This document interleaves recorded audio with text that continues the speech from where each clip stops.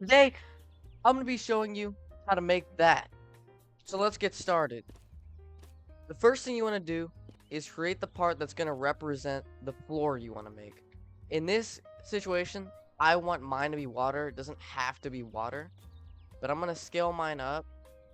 Let's set the transparency lower because water's kind of clear. And let's just give it a color. That's about a watercolor. And since it's water, I'm going to be turning collision off so I can walk through it. But you don't have to turn collision off for this to work. Okay, now that we have our water, we have to add a receiver into this part.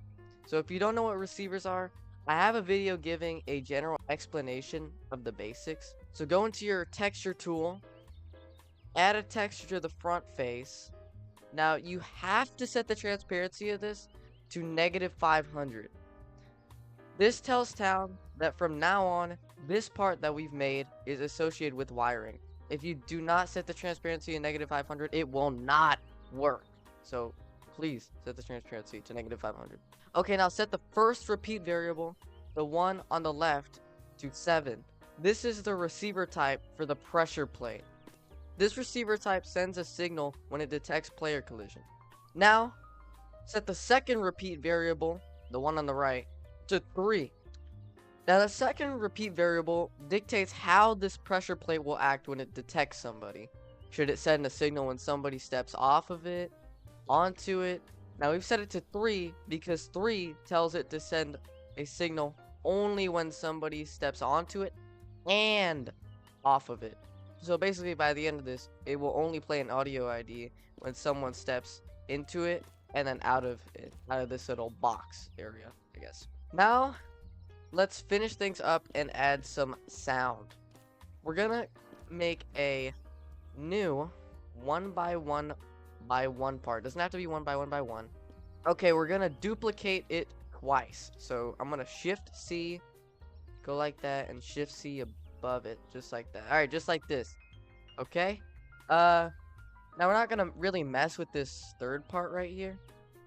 But just like we did with the last part, I'm gonna select both of these. Okay, so I'm gonna shift click these two.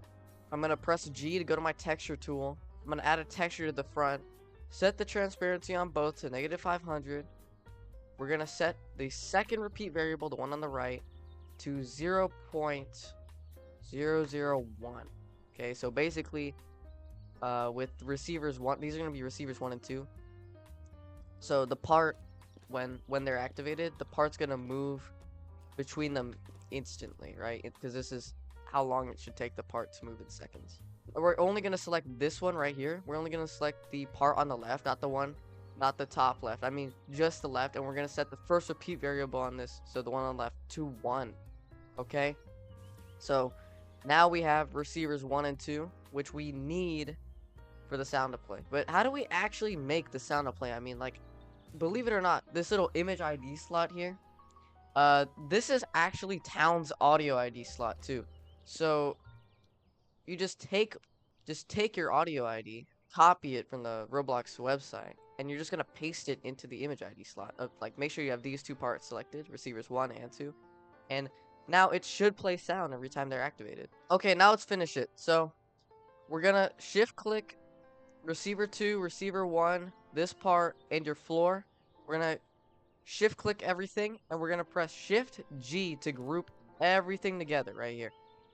Okay, now we're gonna type out in the chat WC to wire everything. Now, hopefully, if we step on this, it'll make a splashing sound. Very nice. Now here's the explanation of how everything works. When the receiver 7, the floor, detects somebody colliding with it, it will send a signal to the receiver 1 up here, telling this part to move while also activating the audio ID.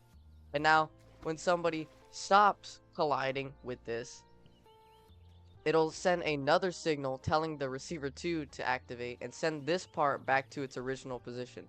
Once again, playing that audio ID. Thank you for watching.